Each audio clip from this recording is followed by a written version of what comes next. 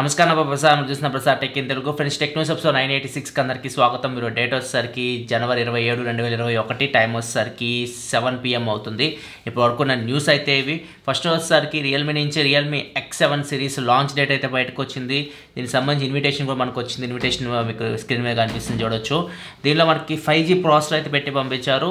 అంటే MediaTek 5G processor ఇది రాబోతుంది. X7 వచ్చేసరికి మీడియాటెక్ డైమెన్సిటీ 800Uతో రాబోతుంది. X7 Pro వచ్చేసరికి మీడియాటెక్ డైమెన్సిటీ 1000+ ప్రాసెసర్ అయితే వస్తుంది. నెక్స్ట్ మన పోకో నుంచి పోకో M3 కూడా లాంచ్ చేయబోతున్నారు. ఫిబ్రవరి 2వ తారీఖు మధ్యాహ్నం 12 గంటలకి పోకో M3 అయితే లాంచ్ చేస్తున్నారు. ఇది బడ్జెట్ ఫోన్. ఇది స్నాప్డ్రాగన్ 660 ప్రాసెసర్తో వస్తుంది. ఫుల్ HD డిస్ప్లేతో వస్తుంది.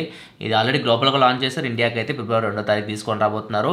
అండ్ సామ్సంగ్ నుంచి కూడా ఒక ఫోన్ రాబోతుంది. సామ్సంగ్ M02S ఆల్రెడీ వచ్చింది. ఇప్పుడు M02 అని ఇంకో ఫోన్ తీసుకొని రాబోతున్నారు. ఇది 7,000 రూపాయల లోపే తీసుకొస్తున్నట్టు మనకు అర్థమవుతుంది. అమెజాన్ దీనికి సంబంధించి బ్యానర్స్ కనిపిస్తున్నాయి. 6x2 అని చెప్పి కనిపిస్తుంది. సో 6,000 రూపాయల పైన దీని ప్రైస్ అయితే ఉండొచ్చు.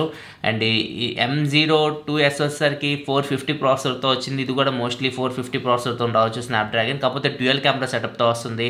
అండ్ 5000 mAh బ్యాటరీతో వస్తుంది.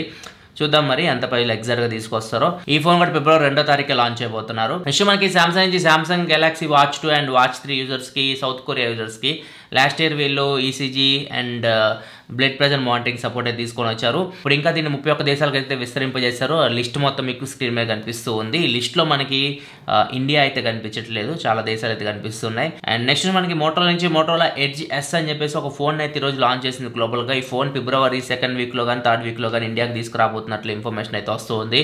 ఇది స్నాప్డ్రాగన్ 870 ప్రాసెసర్తో వస్తుంది. డిస్ప్లే వస్తే 6.7 ఇంచ్ డిస్ప్లేతో వస్తుంది. ఫుల్ HD LCD డిస్ప్లేతో వస్తుంది. బ్యాక్ సైడ్ 3 కెమెరాస్ ఉన్నాయి. 64 megapixel main camera, 16 megapixel wide angle camera, 2 megapixel depth censor, front 16 megapixel కెమెరాతో వస్తుంది. 5000 mAh battery, 20 what turbo charging సపోర్ట్తో వస్తుంది.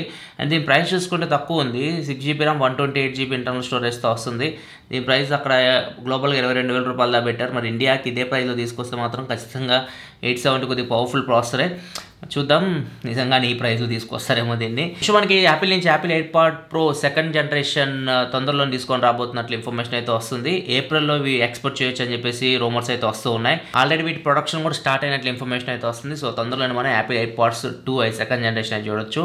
నెక్స్ట్ మనకి నోకియా నుంచి Nokia James Bond movie no time to డైతో collab అయిన విషయం తెలిసిందే. ఇంతకుముందు నోకియా 8.3 మొబైల్స్తో కొన్ని సన్నివేశాలు కూడా షూట్ చేశారు ఆ మూవీలో. ఆ మూవీ యాక్చువల్గా అయితే ఏప్రిల్ 2020లో రావాల్సింది. కాకపోతే కోవిడ్ వల్ల పోస్ట్పోన్ అయిపోయింది 2021కి.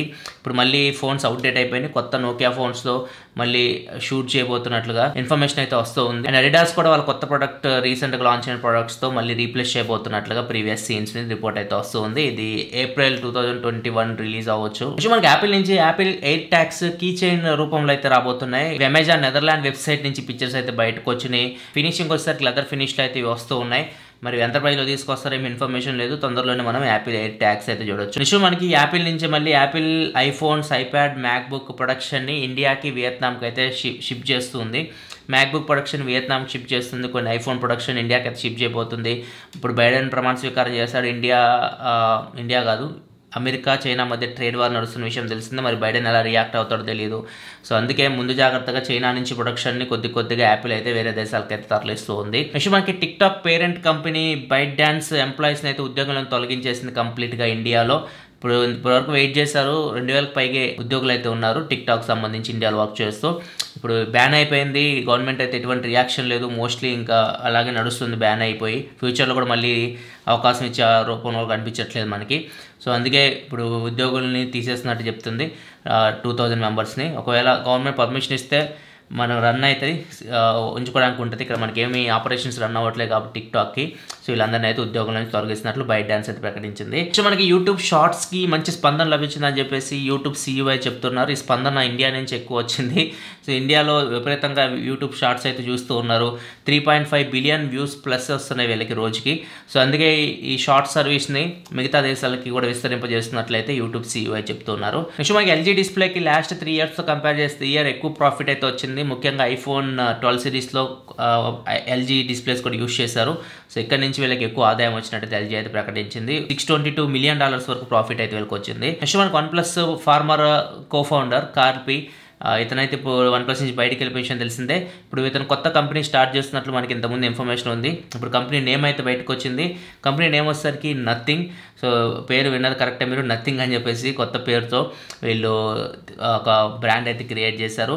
అండ్ దీనిలో వీళ్ళు చెప్తున్న ప్రకారం అయితే టెక్నాలజీకి యూజర్స్కి మధ్య బ్యారియర్ని తొలగించబోతున్నట్లు చెప్తున్నారు. డిజిటల్ వరల్డ్లోకి మనల్ని తీసుకెళ్ళబోతున్నట్టు చెప్తున్నారు. వీళ్ళు స్మార్ట్ థింగ్స్ ఏదైతే స్మార్ట్ ప్రొడక్ట్స్ వీళ్ళు తీసుకురాబోతున్నట్లు రూమర్స్ అయితే వస్తూ ఉన్నాయి. మరి ఏ ప్రోడక్ట్స్ తీసుకొస్తారో ఎగ్జాక్ట్గా ఏం ఇన్ఫర్మేషన్ లేదు.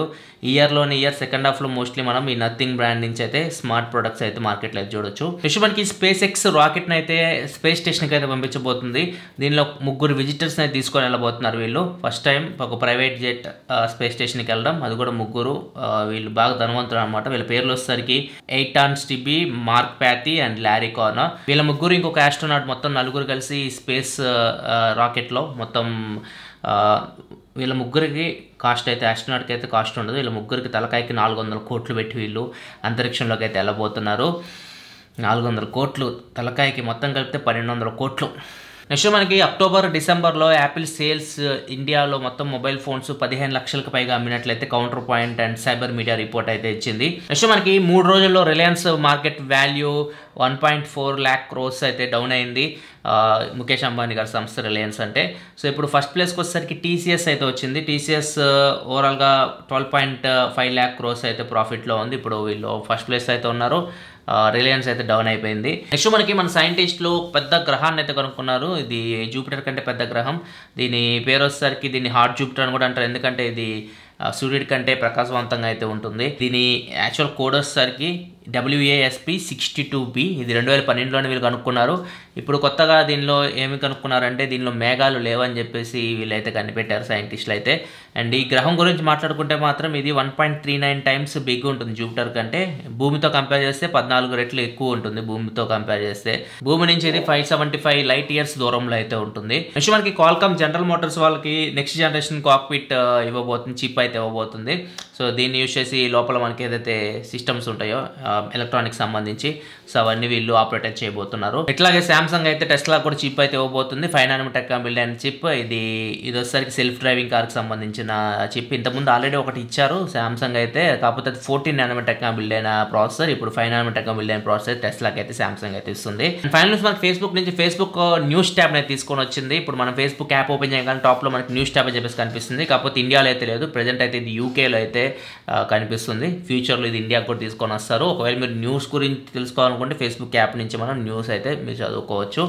ఇది ఓవరాల్గా అయితే మాత్రం ఈరోజు టెక్ న్యూస్ అయితే. ఈరోజు OnePlus Buds Z Steven Harrington special edition అయితే అన్బాక్సింగ్ చేస్తే నాకు గివ్ అవే కూడా వస్తుంది. ఆ వీడియో ఇంకా మీరు చెక్ చేయకపోతే ఇక్కడ కార్డ్స్లో వస్తుంది, అక్కడ నుంచి మీరు ఆ వీడియో అయితే చెక్ చేయండి.